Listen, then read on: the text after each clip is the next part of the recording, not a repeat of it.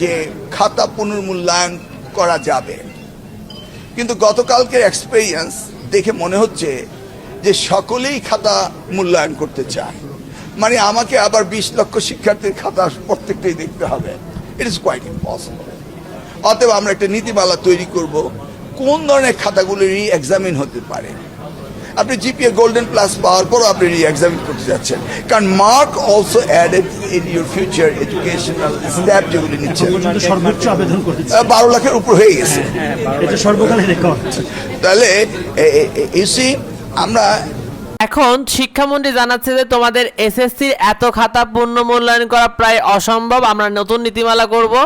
অর্থাৎ তিনি বলেছে যে তোমাদের বোর্ড চ্যালেঞ্জে যে পরিমাণ আবেদন করেছে এত খাতা তিনি পূর্ণ মূল্যায়ন করবে না, কারণ তোমরা জানো এবার 12 লাখের বেশি শিক্ষার্থী আবেদন করে ফেলেছে।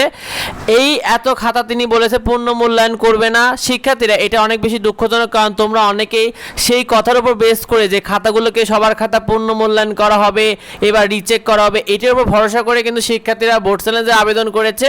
কিন্তু এখন জানাচ্ছে যে বোর্ড চ্যালেঞ্জ সবার খাতার আবেদনটা পূর্ণ মূল্যায়ন করা হবে না, অর্থাৎ সবার খাতাকে তারা পুনরায় রিচেক করবে না, এটা তারা জানাচ্ছে। দেখো তিনি বলেছে যে 1980 সালে যে আইনের অনুযায়ী তোমাদের পূর্ণ মূল্যায়নের খাতার নিয়মটা চালু করেছিল, তবে তিনি বলছে যে এবারের অভিজ্ঞতা থেকে মনে হচ্ছে প্রায় সবাই খাতা মূল্যায়ন করতে চাইছে। আর এক্ষেত্রে তিনি বলেছে যে এমন সুযোগের অপব্যবহার করতে দেওয়া যাবে না, কারণ তিনি বলেছে যে কাদের কোন পরিস্থিতিতে কাদের খাতা পূর্ণ মূল্যায়ন করা যাবে সেই বিষয়ে সুনির্দিষ্ট নীতিমালা থাকবে। অর্থাৎ তোমাদের কারোর খাতা তারা পূর্ণ মূল্যায়ন বা রিচেক করবে, কারোর খাতা তারা পূর্ণ মূল্যায়ন বা রিচেক করবে না। এটাই কিন্তু এক প্রকার তিনি ইঙ্গিত দিয়ে ফেললেন।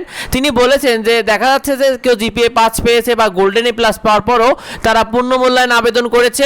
এক্ষেত্রে তিনি জানিয়েছেন যে সবার খাতাকে তারা রিচেক করবে না, কারণ এত বেশি আবেদন পড়েছে।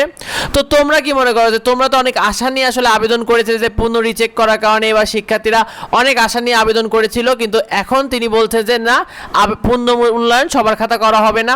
তোমরা কি মনে করো বিষয়টা নিয়ে অবশ্যই কমেন্টে বিষয়টা জানিও যে এটা তোমাদের সাথে কতটা এবার যুক্তিযুক্ত হলো। আর এই বিষয়টা বন্ধুদেরকে শেয়ার করে দাও যাতে অন্যরা এই বিষয়টি জানতে পারে, অন্যরা তাদের মতামতটি জানাতে পারে।